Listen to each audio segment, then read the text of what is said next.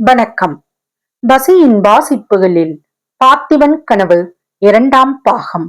வம்புக்கார வள்ளி. பொன்னன் போனதும் வள்ளி சிவனடியாருக்கு மிகுந்த சிரத்தையுடன் பணிவிடைகள் செய்யத் தொடங்கினாள். அவருடைய காலை அனுஷ்டானங்கள் முடிவடைந்ததும் அடுப்பில் சுட்டுக் கொண்டிருந்த கம்படையை சுட சுட கொண்டு வந்து சிவனடியார் முன்பு வைத்தார்.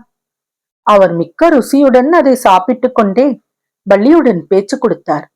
வள்ளி, ராணி எப்படி இருக்கிறாள் தெரியுமா என்று கேட்டார் சிவனடியார். இளவரசர் பக்கத்தில் இருக்கும் போதெல்லாம் தேவி தைரியமாகத்தான் இருக்கிறார். அவர் அப்பால் போனால் கண்ணீர் விடத் தொடங்குகிறார் என்றாள் வள்ளி. பிறகு, சுவாமி, இதெல்லாம் எப்படித்தான் முடியும்? இளவரசர் நிஜமாக மகாராஜா ஆகி விடுவாரா? அவருக்கு ஏதாவது நேர்ந்து விட்டால் ராணி பொறுக்க மாட்டாள், உயிரையே விட்டு விடுவார் என்றாள். எனக்கு என்ன தெரியும் அம்மா? கடவுளுடைய சித்தம் எப்படியோ அப்படித்தான் நடக்கும். உனக்கு தெரிந்தவரை ஜனங்கள் என்ன சொல்லிக் கொண்டிருக்கிறார்கள்? ஜனங்கள் எல்லோரும் இளவரசர் பக்கம்தான் இருக்கிறார்கள். பல்லவ அதிகாரம் ஒழிய வேண்டும் என்று தான் ஆசைப்படுகிறார்கள். பார்த்திப மகாராஜாவின் வீர மரணத்தை பற்றி தெரியாத பிஞ்சு குழந்தை கூட கிடையாது. சுவாமி, அந்த செய்தியை தாங்கள் தானே 6 வருஷத்துக்கு முன்னால் எங்களுக்கு வந்து சொன்னீர்கள்.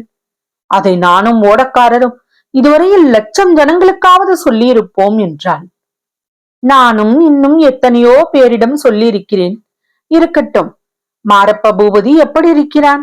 இப்போது உன் பாட்டனிடம் ஜோசியம் கேட்க அவன் வருவதுண்டா என்று கேட்டார் சிவனடியார். ஆஹா, அடிக்கடி வந்து கொண்டு தான் இருக்கிறான் என்றாள் வள்ளி. உடனே எதையோ நினைத்து கொண்டவள் போல இடி இடி என்று சிரித்தாள். சிவனடியார், என்னத்தை கண்டம்மா இப்படி சிரிக்கிறாய்? என்னுடைய மூஞ்சியை பார்த்தா என்றார். இல்லை சுவாமி, மாரப்ப பூபதியின் ஆசை இன்னதென்று உங்களுக்கு தெரியாதா? காஞ்சி சக்கரவர்த்தியின் மகளை இவன் கட்டிக்கொள்ளப் போகிறானாம். கல்யாணத்துக்கு முகூர்த்தம் வைக்க வேண்டியதுதான் பாக்கி என்றான். சிவனடியார் முகத்தில் ஒரு வினாடி நேரம் இருண்ட மேகம் படர்ந்தது போல் தோன்றியது. உடனே அவர் புன்னகையை வருவித்துக் கொண்டு, ஆமாம், உனக்கென்ன அதில் அவ்வளவு சிரிப்பு என்று கேட்டார். சக்கரவர்த்தியின் மகள் எங்கே? இந்த பேதை மாரப்பன் எங்கே? உலகத்தில் அப்படி ஆண் பிள்ளைகளே அற்று போய்விடவில்லையே.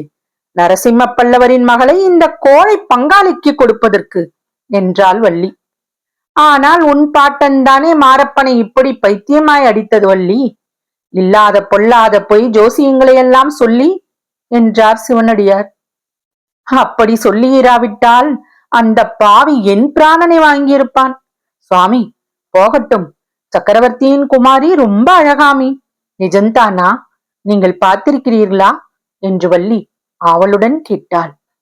சிவனடியார் புன்னகையுடன், பார்த்திருக்கிறேன் அம்மா, பார்த்திருக்கிறேன். ஆனால் அழகை பற்றி எனக்கு என்ன தெரியும்? நான் துறவி என்றார். எங்கள் ராணியை விட அழகா இருப்பாளா? சொல்லுங்கள். உங்கள் ராணி அவ்வளவு அழகா என்ன? எங்கள் ராணியா? இல்லை இல்லை, எங்கள் ராணி அழகே இல்லை. சுத்த அவலட்சணம். உங்கள் சக்கரவர்த்தி மகள்தான் ரதி. என்ன வள்ளி, இப்படி கோபித்துக் கொள்ளுகிறாய்? பின்ன என்ன? எங்கள் ராணியை நீங்கள் எத்தனையோ தடவை பார்த்திருந்தும் இப்படி கேட்கிறீர்களே. அருள்மொழி தேவியை போல் அழகானவர் இந்த 14 உலகிலும் கிடையாது. நான் தான் சொன்னேனே அம்மா, ஆண்டியாகிய எனக்கு அழகு என்ன தெரியும், அவலட்சணம்தான் என்ன தெரியும்? உங்களுக்கு தெரியாது என்று தான் தெரிகிறதே. ஆனால் காஞ்சி சக்கரவர்த்தியை எப்போதாவது பார்த்தால் கேளுங்கள். அவர் சொல்லுவார், அருள்மொழி தேவிக்கும் பார்த்திப மகாராஜாவுக்கும் கல்யாணம் ஆவதற்கு முன்னால் நடந்த செய்தி உங்களுக்கு தெரியுமா? அருள்மொழி தேவியின் அழகை பற்றி நரசிம்மவர்மர் கேள்விப்பட்டு, அருள்மொழியை கல்யாணம் செய்து கொண்டால் செய்து கொள்ளுவேன், இல்லாவிட்டால் தலையை மொட்டையடித்துக் கொண்டு புத்த சந்நியாசிக்கு போய்விடுவேன் என்று பிடிவாதம் செய்தார். ஆனால் அருள்மொழி தேவிக்கு அதற்கு முன்பே பார்த்திப மகாராஜாவுடன் கல்யாணம் நிச்சயமாகிவிட்டது. இன்னொரு புருஷனை மனதினால் கூட நினைக்க மாட்டேன் என்று கண்டிப்பாய் சொல்லி கடைசியில் பார்த்திப மகாராஜாவையே கல்யாணம் செய்து கொண்டார். சிவனடியார் முகத்தில் மந்தகாசம் தவழ, ஆமாம் அம்மா, நரசிம்மவர்மர் அப்புறம் என்ன செய்தார்? தலையை மொட்டையடித்துக் கொண்டு பௌத்த பிட்சு ஆகிவிட்டாரா என்று கேட்டார். ஆண் பிள்ளைகள் சமாச்சாரம் கேட்க வேண்டுமா சுவாமி? அதிலும் ராஜாக்கள் சக்கரவர்த்திகள் என்றால் மனது ஒரு நிலையில் நிற்குமா? அப்புறம் அவர் பாண்டிய ராஜகுமாரியை கல்யாணம் செய்து கொண்டார். இன்னும் எத்தனை பேரோ, யார் கண்டது? நான் மட்டும் ராஜகுமாரியாய் பிறந்திருந்தால் எந்த ராஜாவையும் கல்யாணம் செய்து கொள்ள மாட்டேன். அரண்மனையில் 10 சக்கலத்திகளோடு இருப்பதை காட்டிலும் கூரை குடிசையில் ஒருத்தியாக இருப்பது மேல் இல்லையா? சிவனடியார் கலகலவென்று சிரித்தார். நீ சொல்வது நிஜம்தான் அம்மா. ஆனால் நரசிம்மவர்மன் நீ நினைப்பது போல் அவ்வளவு பொல்லாதவன் அல்ல என்றார். இருக்கட்டும் சுவாமி, அவர் நல்லவராகவே இருக்கட்டும்.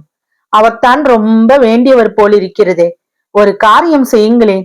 சக்கரவர்த்தியின் மகளை எங்கள் இளவரசருக்கு கல்யாணம் செய்து வைத்து விடுங்களேன். சண்டை சச்சரவு எல்லாம் தீர்ந்து சமாதானமாகி விடட்டுமே.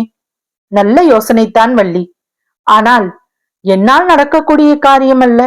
நீ வேண்டுமானால் சக்கரவர்த்தியை பார்த்து சொல்லேன். நான் சக்கரவர்த்தியை எப்போதாவது பார்த்தால் நிச்சயமாக சொல்லத்தான் போகிறேன். எனக்கு என்ன பயம் என்றாள். அச்சமயத்தில் படகு கரைக்கு வந்து சத்தம் கேட்டது. வள்ளி, படகு வந்து விட்டது என்று சொல்லிக்கொண்டு குடிசைக்கு வெளியே வந்தாள். தொடரும். வசியின் வாசிப்புகளை சப்ஸ்கிரைப் பண்ணுங்க, லைக் பண்ணுங்க, ஷேர் பண்ணுங்க, உங்க கருத்துக்களையும் கமெண்ட்ல பதிவு பண்ணுங்க. நன்றி.